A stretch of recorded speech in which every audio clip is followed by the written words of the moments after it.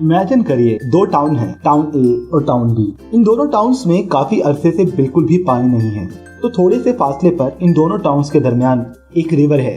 तो टाउन ए से एक जॉन नाम का शख्स डिसाइड करता है कि वो अपने टाउन में पानी लाएगा कुछ भी करके। तो वो कुछ बकेट्स लेता है और जितना हो सके उतना पानी लाता है और अपने टाउन के लोगों को बेचना शुरू कर देता है, जो कि पानी ना होने की वजह से बहुत डेस्परेट थे। तो लोग अच्छे प्राइसेस पर भी पानी खरीदने के लिए राजी हो गए। तो जॉन सारा दिन पानी लाता और लोगों को बेचता रहता। इस तरह इसने पैसे कमाना शुरू कर दिए। इसी तरह टाउन बी में एक स्टीव नाम के शख्स ने तय किया कि वो भी अपने टाउन बी में पानी लाएगा। तो इसने अपने 6 मंथ्स एक फनल बनाने में लगा दिए, जिससे पानी रिवर से सीधा उसके घर आ सकेगा। इन 6 मंथ्स में इसने कुछ नहीं कमाया, लेकिन जब ये काम कंप्लीट हो गया उसने वो पानी टाउन के लोगों को अच्छे प्राइसेस में बेचना शुरू कर दिया। तो कहानी में एक ट्विस्ट आया। जॉन जो कि टाउन ए से था वो बीमार हो जाता है। तो काफी दिनों से वो पानी नहीं ला पा रहा था। जैसा कि वो खुद जाकर पानी लाता और बेचता था, तो पानी ना लाने की वजह से उसकी इनकम भी नहीं हो पा रही थी। और दूसरी तरफ स्टीव भी बीमार हो चुका था, लेकिन उसने ऑलरेडी एक फनल बना रखा था जिससे पानी रिवर से उसके घर तक खुद आता था। तो उसने अपनी जगह किसी और को हायर कर लिया पानी बेचने के लिए। तो वो अभी भी पैसे कमा रहा था, भले वो खुद वहाँ हो या ना हो, इससे कोई फर्क नहीं पड़ने वाला था। तो जॉन और स्टीव में फर्क ये था कि जॉन काम करता तो उसे पैसे मिलते थे, इसकी इनकम उसकी लेबर पर डिपेंडेंट थी। जबकि स्टीव ने 6 मंथ्स पहले फनल तैयार करने में लगाए, उस दौरान उसने कुछ अर्न नहीं किया। तो उसके बाद उसने एक कंप्लीट सिस्टम बना लिया था जिससे वो पैसे जनरेट कर रहा था। तो मेन आइडिया ये है कि अमीर पैसों के लिए काम नहीं करते। यही वो रीजन है जिससे अमीर और भी अमीर तरीन होता जा रहा है। इसी तरह स्टीव अगर टाउन ए में जाए और वहां भी फनल बनाए तो जॉन का बिजनेस भी खत्म हो जाएगा।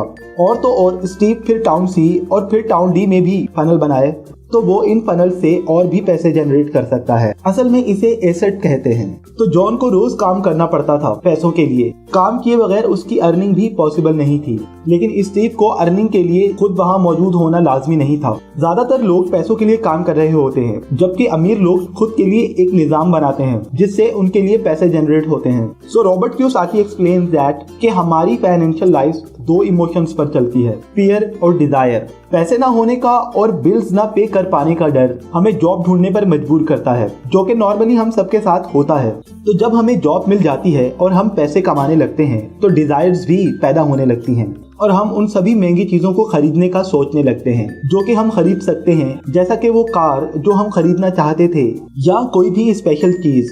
और फिर हम सारे पैसे इन्हीं चीजों पर खर्च कर देते हैं और एक बार फिर से पैसा ना होने का डर पैदा हो जाता है। तो ये एक सर्कल बन जाता है। हम काम करते हैं, हमें पैसे मिलते हैं और हम इन्हें खर्च कर देते हैं और हर मंथ के एंड में हम बिल्कुल जीरो के बराबर होते हैं, जिसे रैट रेस कहते हैं।